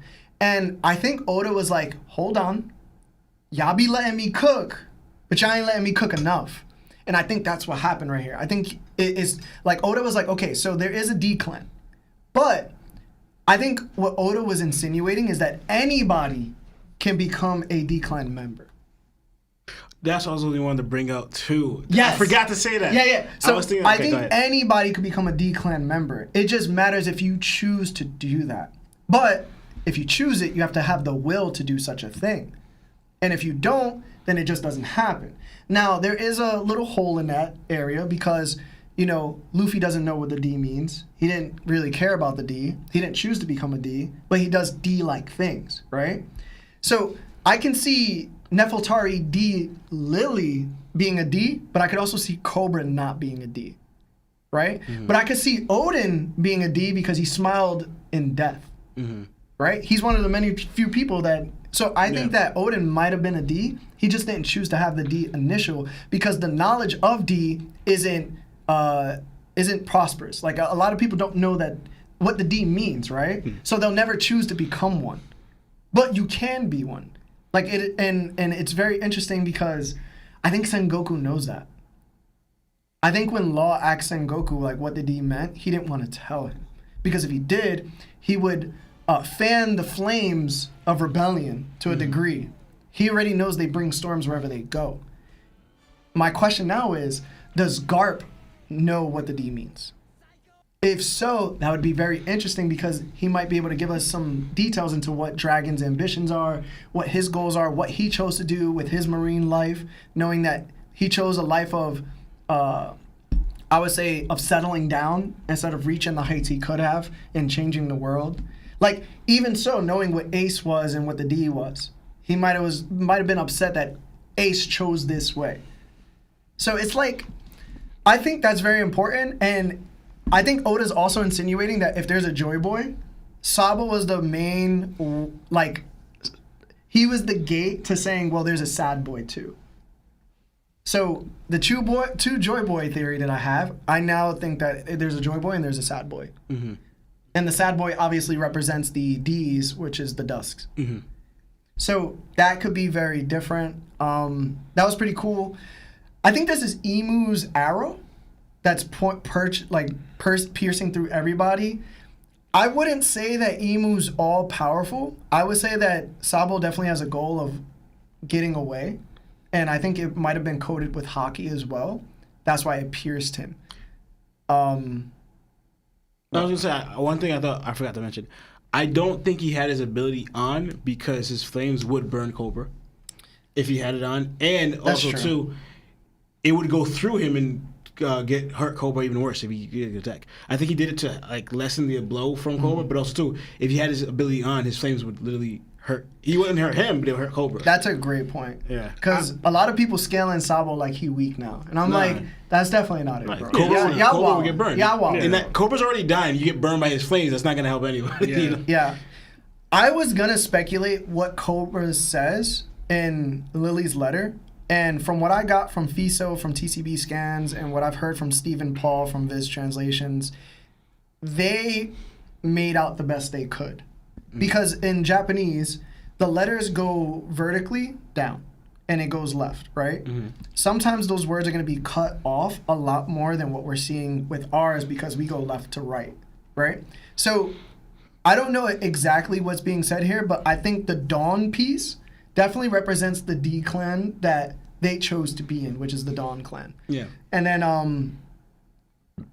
then I loved Cobra getting up and doing this, and it reminded me of Dr. Hirolik from Drum Island when he went in front of Chopper and he said that he was gonna explode and make the cherry blossoms come apart. I was just like, bro, that brings back that memory, and I was like, yo, shout out to Dr. Hirolik, bro. And it's just like, I think this beginning of the chapter was amazing. We haven't had a chapter this great in the beginning, nonstop, and it feels like forever.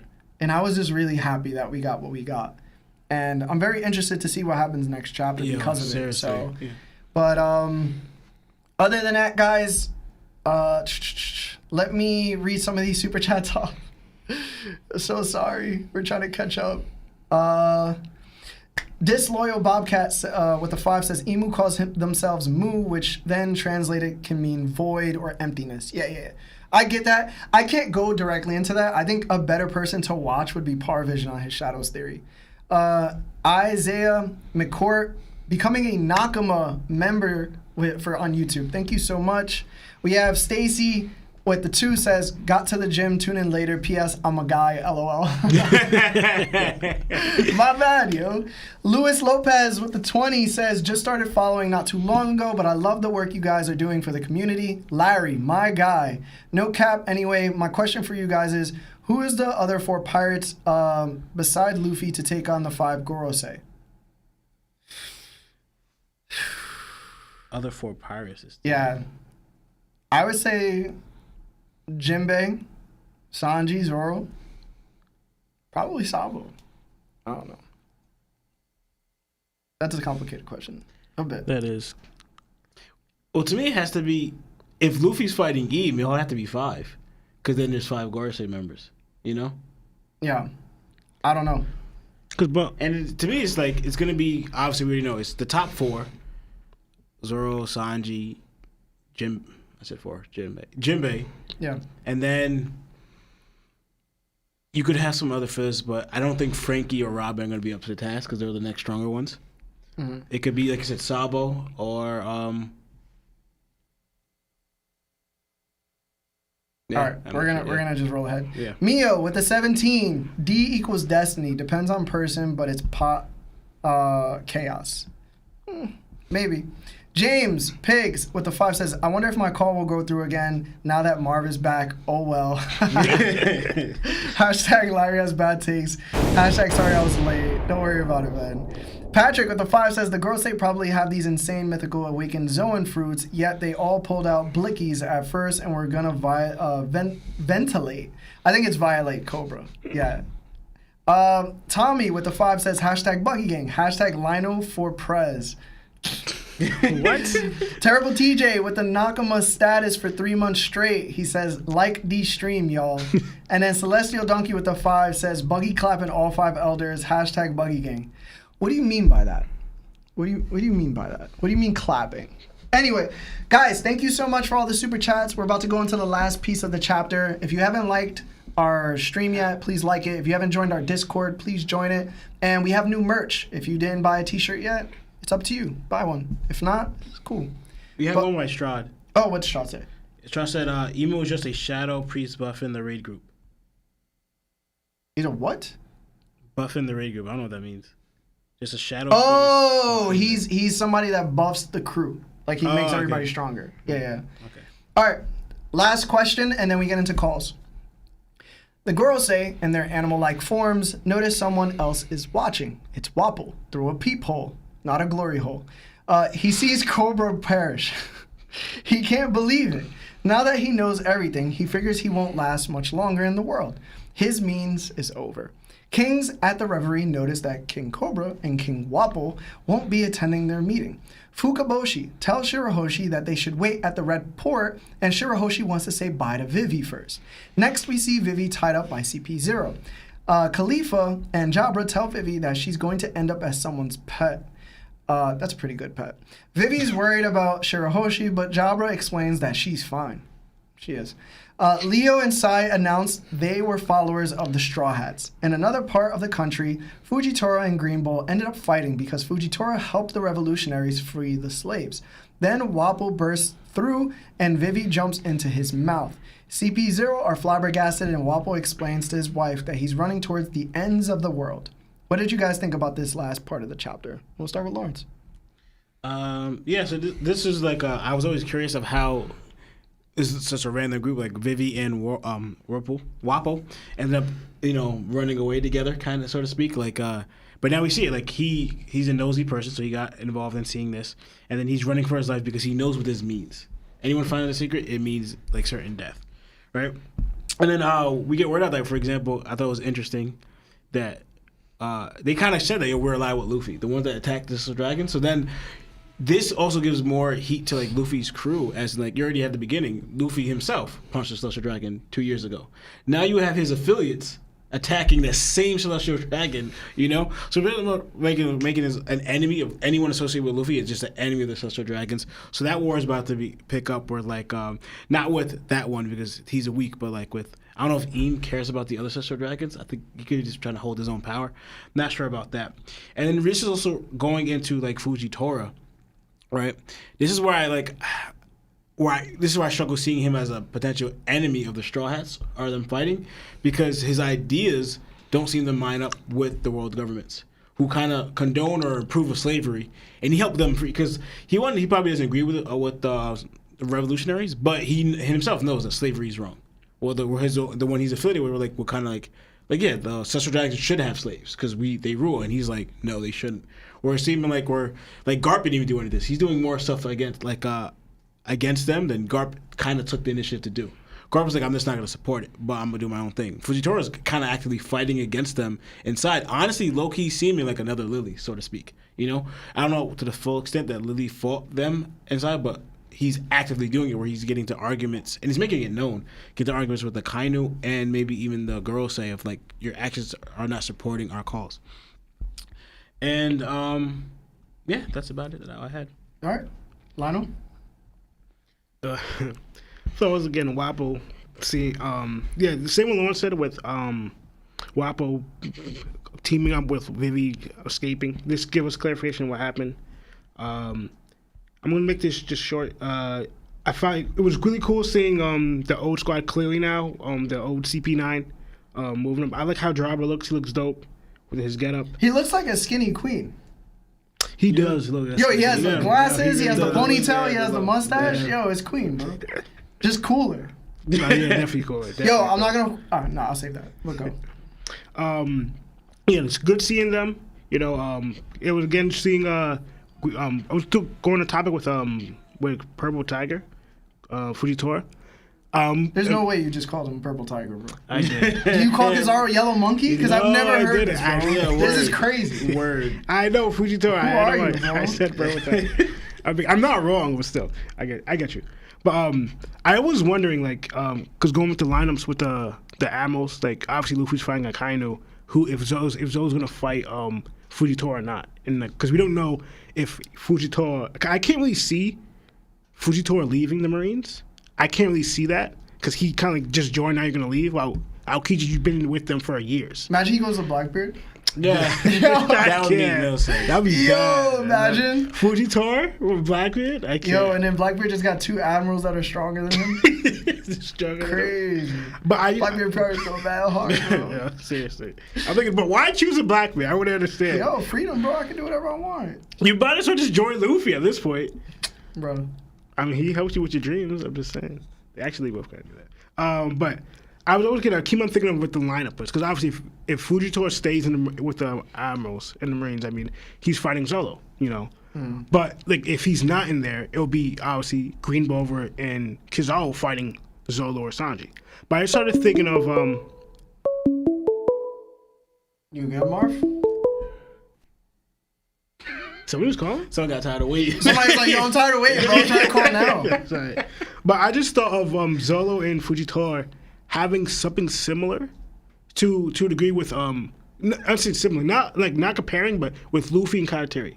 How it was like a fight, but it was different than all, like out of all Luffy's fights, Karateri and Luffy's fight was different. It wasn't really beef, it wasn't really like, you know, animosity, it wasn't like you're my enemy, it was a different take.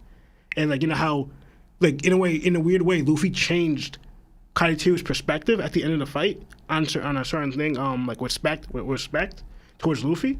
That even at the end he said pretty much, you're gonna come back and defeat Big Mom, and Luffy said yes, and he literally accepted that, you know. And I was thinking, what if Zolo still fights Fujitora, but on something similar, that he ends up kind of like persuades him that you're on the wrong side in a way. Like he fights him, but it's not Zolo's typical fight as in, you know, as the other people, but he fights him as if like, because again, we all know Fujitora is not a bad person in One Piece standards. So that's something it's hard for Zolo for me to see somebody Zolo fight and defeat. It's like, because he's not a king, he's not Mr. One, he's not doing these things, so he's different. Yeah. So that's something I just have that mindset towards Fujitora. Maybe, I don't know. I'm just thinking, but yeah, that's it. I just thought. So when I seen Wapol looking through the peephole and he was looking at that one samurai Gorosei member that's shaped like Venom, I was like, yo, that dude look mad hard, bro. I was like, yo, Gorosei top 20, bro. Nah, but Wapol being Wapol, it's good to see that. It looked like King Riku and King Neptune definitely knew something was going on. It's very interesting because you remember I pointed out that I think that Queen Nefeltari Lily had friendships.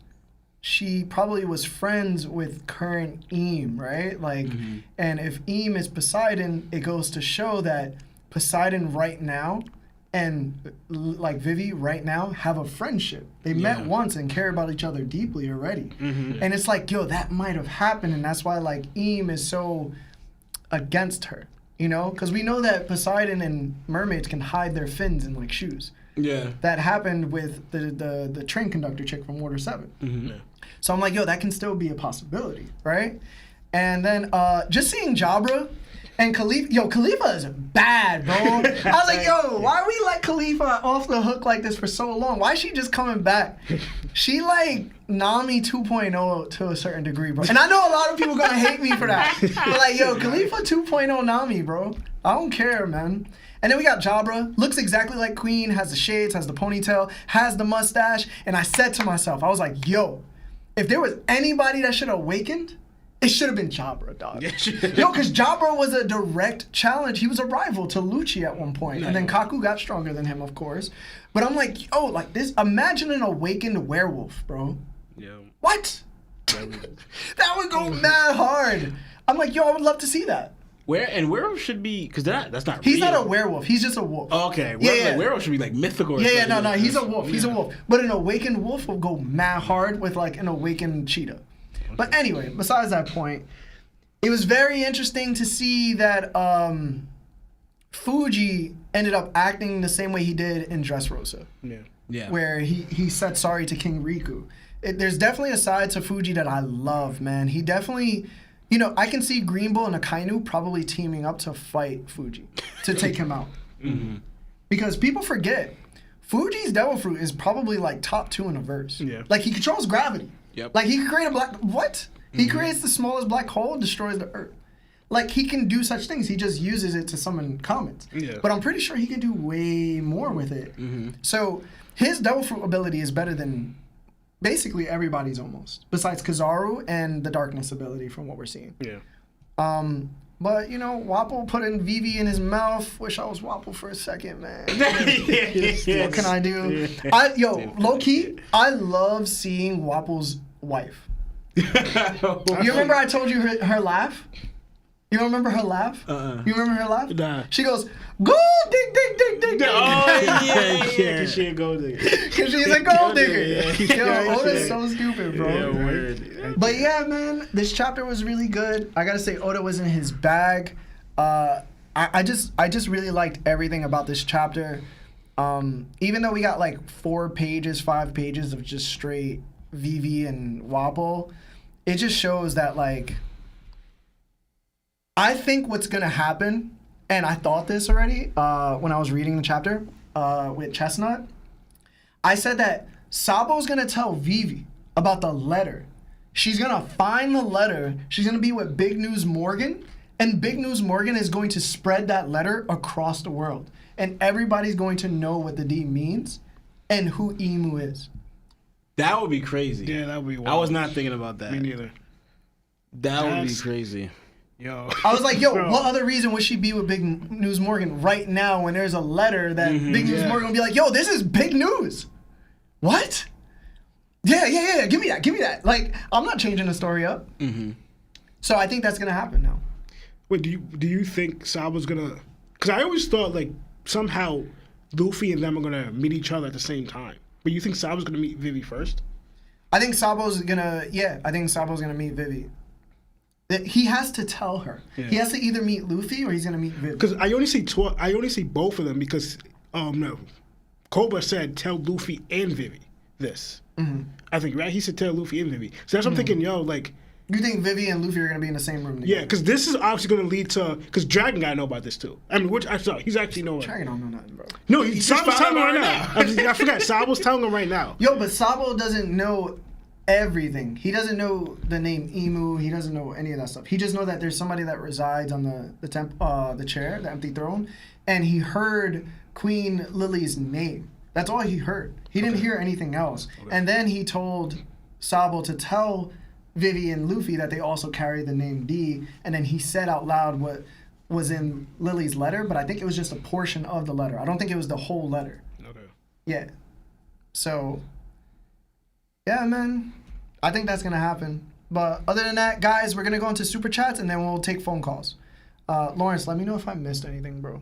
So we got Drek, the Drek with a 5 says, smiling before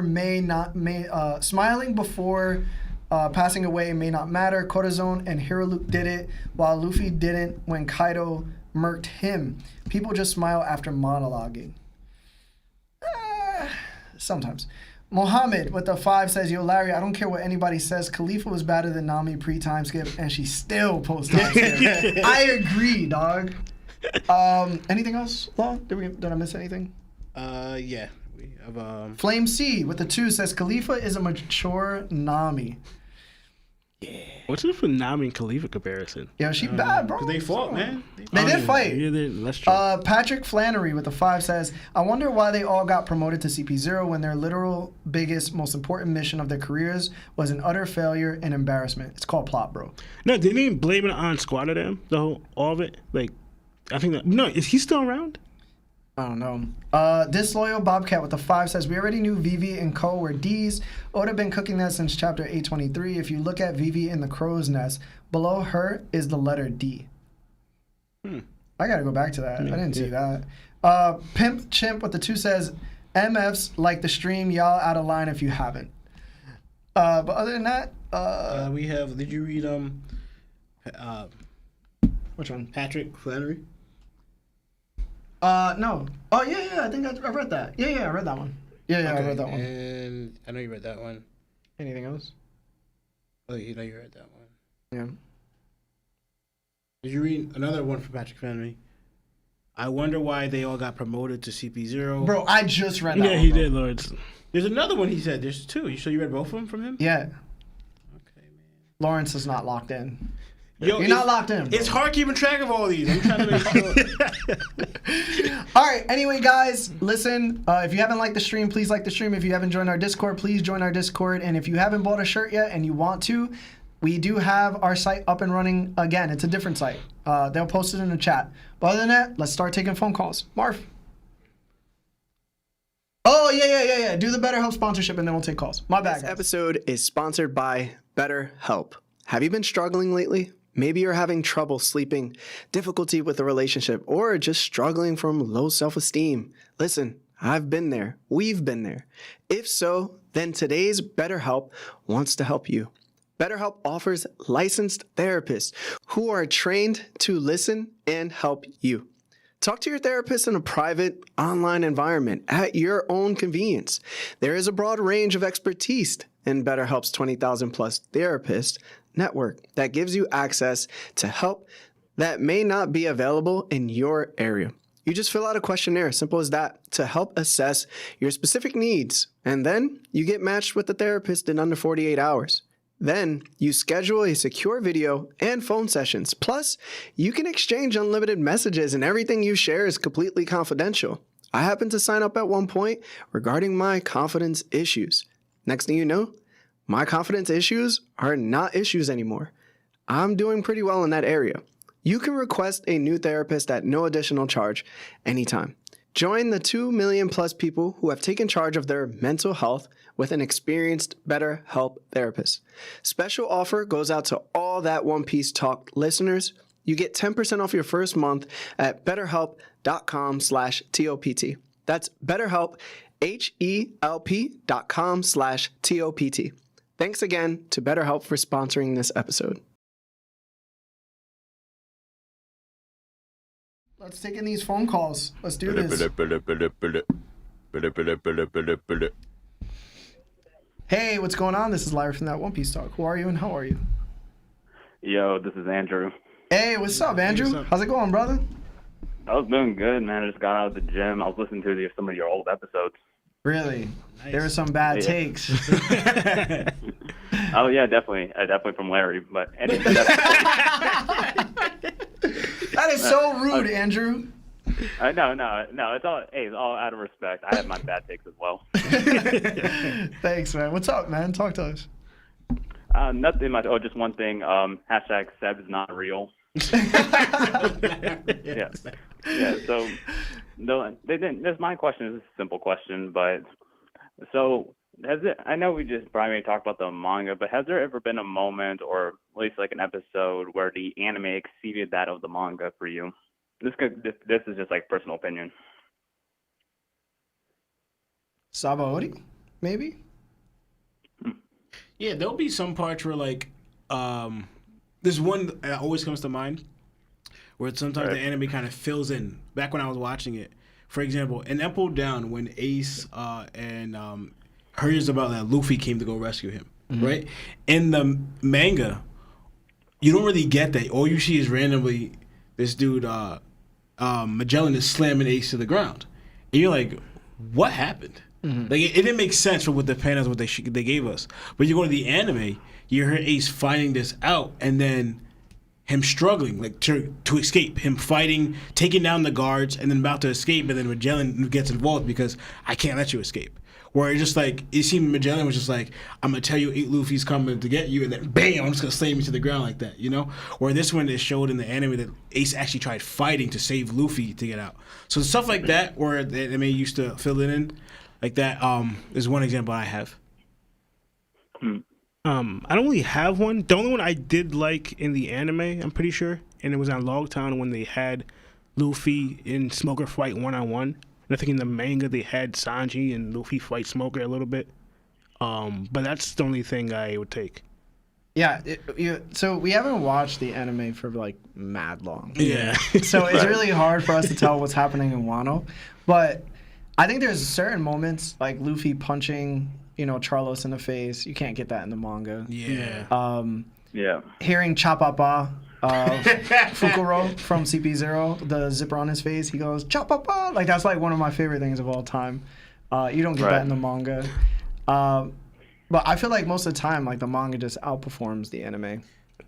Remember, and I forgot. Sorry, remember it. I'm sorry. What did you say? Oh no, I didn't say anything. No, remember, Lawrence, when they meet Crocus? The first time? Yeah. Crocus, yeah. That scene had me dying laughing. You wouldn't be able to translate that in the manga, though. Yeah. Oh, when Luffy pushed the zombie back into the grave on Thriller Bark? Yeah, that was hilarious, bro. But yeah, what Crocus too, when he kept like staring at them like mad intensely for like no reason. And they kept on changing the locations or whatever, and then back at them. And they noticed that he was doing it, and they're like, stop doing that, and he kept on doing it. That I would say. So, look at, we haven't watched the anime so long, so yeah, I'm just telling it's you been a stuff. long time, bro. It's been really long. What about you, man? Oh, yeah. I think for me, I think there's one that's like the Ace and Blackbeard fight, where it's not dragged out. It's only one episode, which says something. But like it's very much just well paced. It keeps the tension going, and the way it ends off with when Ace loses in the giant fireball, and he's saying like this will be the trigger for an event that's going to happen way later in the future, which becomes Marineford, and it just ends off like that. I'm like, damn, that's the way to end like the Enies Lobby arc. But that's just really one of those few moments that I like visually remember from, because I haven't watched the anime in quite a while. So yeah, I think the one episode that it was always great to me was the episode when Kuma was just making everybody vanish. Like the art, the emotions, the music, everything just hit perfect, bro. Like even Luffy slamming his head on the ground because he was just so defeated and crying. I just felt like that was one of the greatest moments in anime for me personally, because this is a show where like it's filled with hope and adventure, and the Straw Hats were with each other all the time, and it was like that's what we loved, is like seeing the Straw Hats together, and then each bubble that bursted, was done perfectly and poetically to the point you felt like Robin when she screamed out to Luffy. That was like a scream, like, please help me the same way you just helped me at Water 7. And he couldn't. Like, he just sat there and just accepted defeat. And then even Nami, you know what I'm saying? Like, Robin ended up running away from Kuma, like, stumbling. You can't get that in the manga. And that was so great, bro. That episode was like a 10 for me. Yeah. No, yeah. True. Because, like, even with that one, is you have Luffy who kind of, like you said, kind of, like, saves them all. Saved Nami back with the Arlong, saved Robin like this, and now they're like, Luffy looking at you, and you can't do like, anything. the emotions were just there, bro. I was so invested, bro. I was like, let's go. Luffy's going to surmount again. Like, he's going to push the limits again and try to, like, help them. And they couldn't. Yeah. It was, like, the most defeated person I've ever seen in any anime. And then he's, like, breaking down saying, I couldn't save a single Nakama. Like, when he was... Yeah, and then that's what makes Marineford... Like, I have a very distinct dislike for Marineford in the anime, because I never just know where Luffy is in comparison to like the wherever Ace is. Like it always looks like he's like a block away, and then he's like 2 miles away, and then he goes back to like right near the podium. Yeah. But in the manga, it was just so defined and clear, and also like the gruesomeness of what was happening didn't happen in the anime. Like the anime didn't take Blackbeard's half of his face off. Yeah. Like that happened in the manga. Yeah. It made Akainu look a little bit weaker in the anime, where he was like very dominant in the manga. Yeah. So there are things that like the anime they have moments that will just surpass the manga for sure. But consistency-wise, I think it's always going to be the manga. Right. Yeah. Oh yeah. Just one thing regarding to this chapter is just kind of something I noticed. So when you see like the three brothers together, I kind of noticed that we have Sad Boy, Joy Boy, and Donut Boy all together. Oh man. Yo, Marv, hang up on him. Hang up on him, Marv. Hang up. Yeah, Have yourself a good day, sir. Hey, love the podcast, by the way. All right, thank you, man. I appreciate you, man. Yeah, too. All right, have a great one. You do. Have a good one, Eddie. He came in rude. He left rude. Came in rude, left rude. Yo, he said that. I can't. The audacity. Oh, man. Hey, what's going on? This is Larry from That One Piece Talk. Who are you and how are you? Hey Larry, it's Broker. How are you guys? Broker, what's up, man? Hope you're feeling better. What's going on, broker? Yeah, much better, thanks. Well, I'm on a lot of pills, so I'm pretty messed up. So if I'm not at my best, then I apologize. Oh, it's all right, man. What's up, man? Talk to us. So, one quick thing. I think me and you, we both don't rate Blackbeard at the moment. We both think he's massively on fraud watch, as you say. But I think we know, realistically, probably more as part of the narrative and more of the plot, that he's probably got to fight Shanks at some point, and he's probably got to find some way to win. And it's been bothering me the whole time about how it could possibly happen, just because of the huge gulf between them in the moment.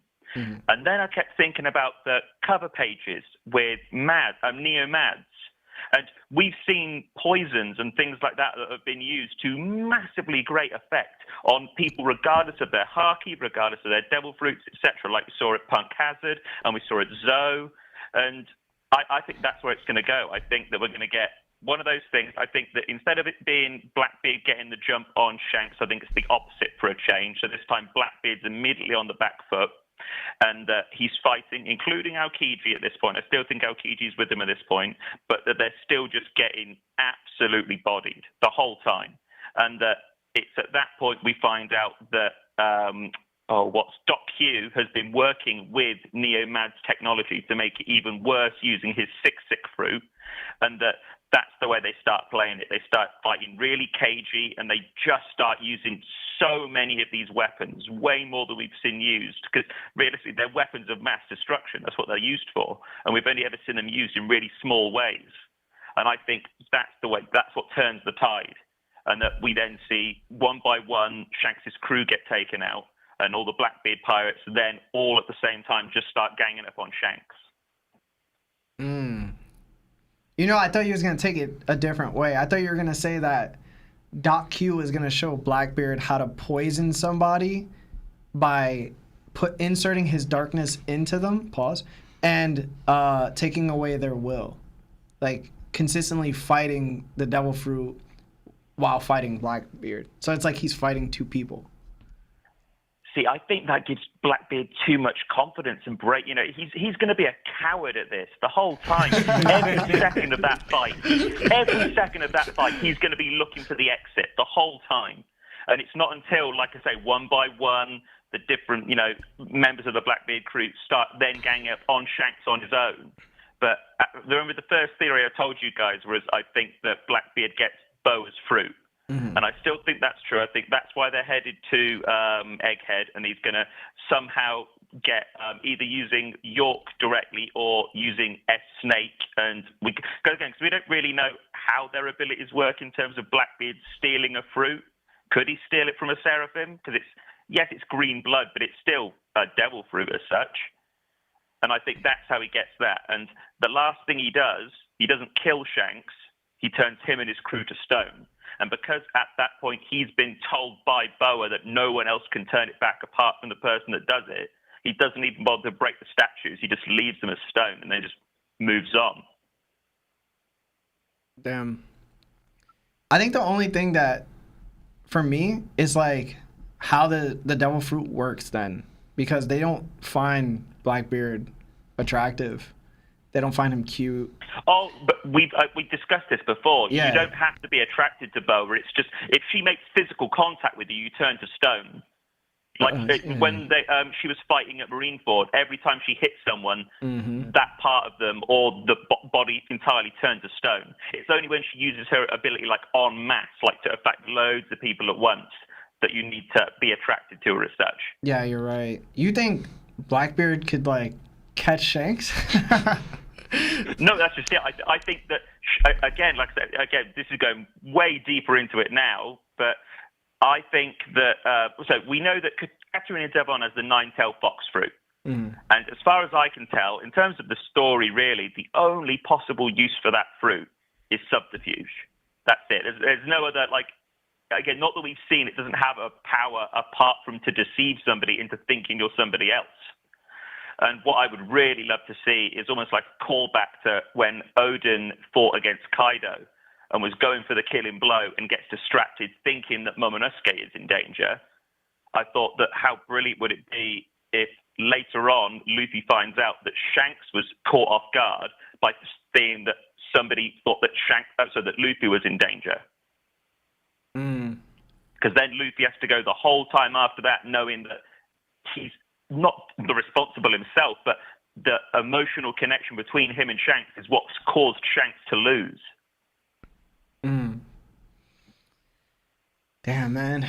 Would I like that at all? I don't know. I think I'd be kind of I think it's the only way the fight can go. Because, like I said, there's no way. Like I said, regardless of, he could have the most broken devil fruits there are, he's still not touching Shanks. And I think it's going to be a battle of attrition where he just keeps using all these cheap tactics, every underhand thing he can, just to give himself a chance. And even then, he has to make Shanks, just for that fraction of a second, be caught off guard. And then, again, Black Vortex, bring him in and turn him to stone just by touching him. I want to agree with that so bad, but I just saw Shanks see like 5 minutes into the future.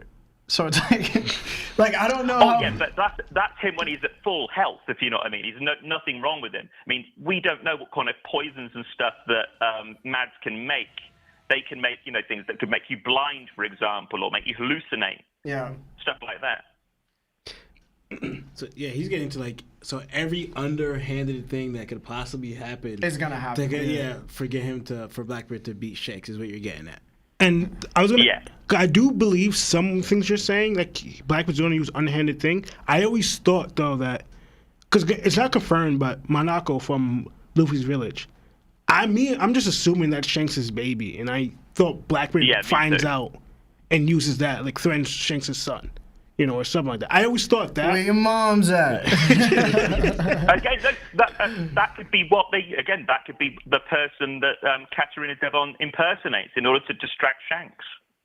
Oh yeah, she could turn into anybody too if she knows. Exactly. But that's the thing, that if they know that Shanks' child, it's possibility. But that's the only thing we don't know from if Blackbeard knows, and if that's even Shanks' child. Yeah. I mean, I think I think you're right. I don't think he necessarily knows, but I think that if anyone was going to use like underground broker agencies for intelligence, Blackbeard's going to do that the whole way. Yeah, I mean, Red Hair just said Katakuri got poisoned and seemed not be able to use Fujisite against Oven when Caesar poisoned him. Oh, he wasn't able to use it when he got poisoned? He didn't use it against Oven. The only thing is but it's Shanks though. That's what I'm not getting. The only thing is that's the one thing I keep coming back to. It's like it was Shanks. Because can we agree that alright, Blackbeard is worse than Shanks? As in you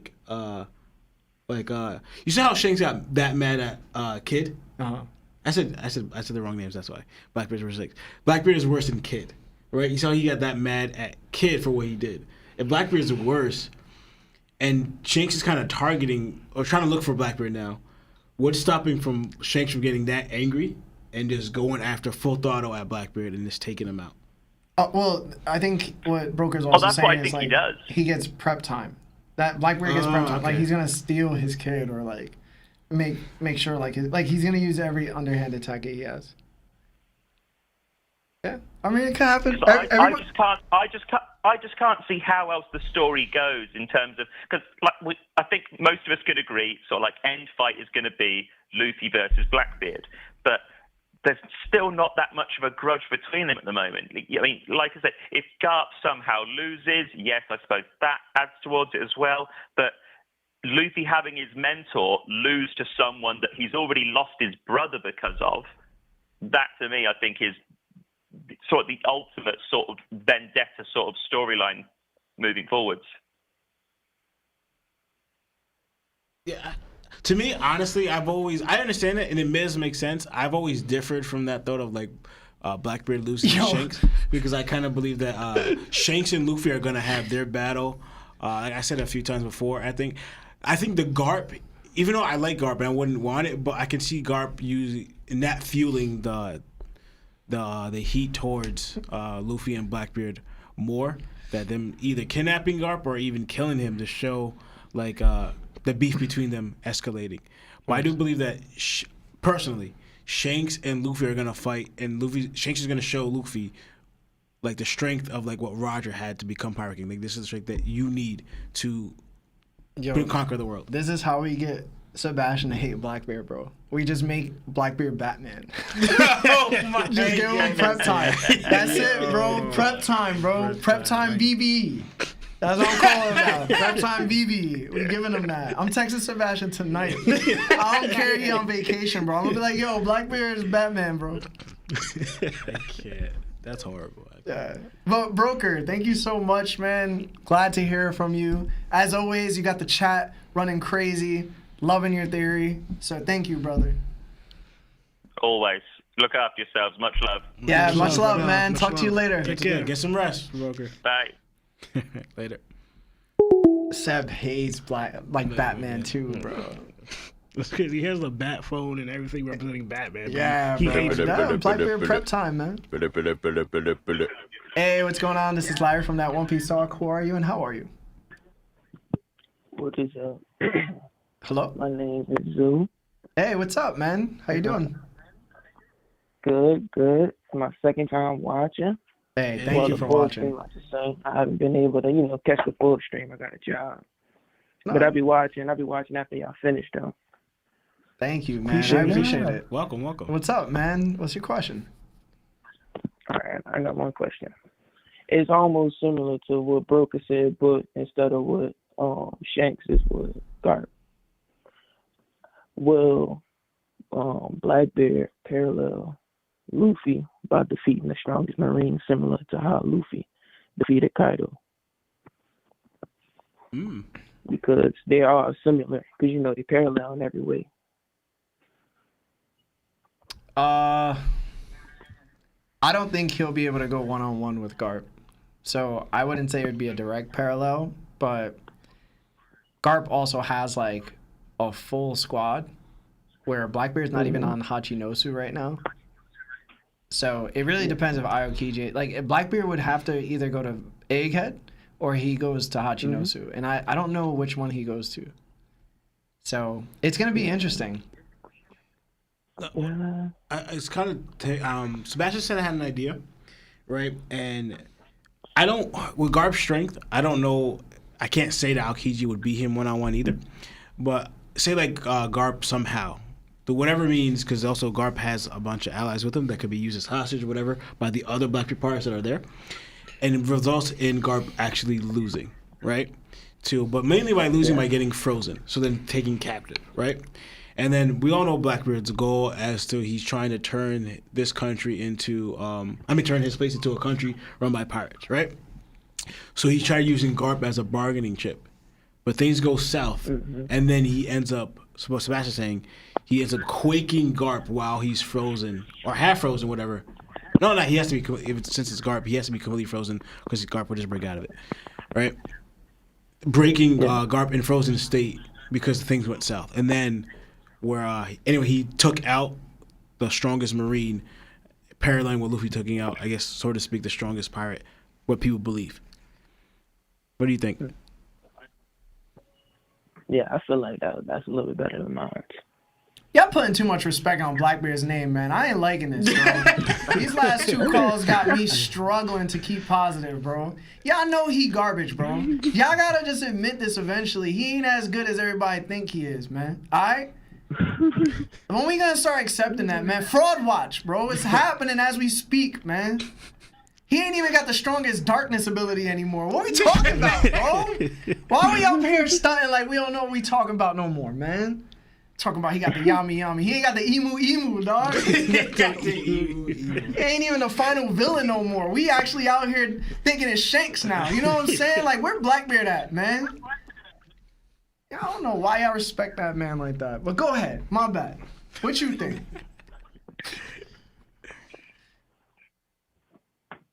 Well, I really don't know.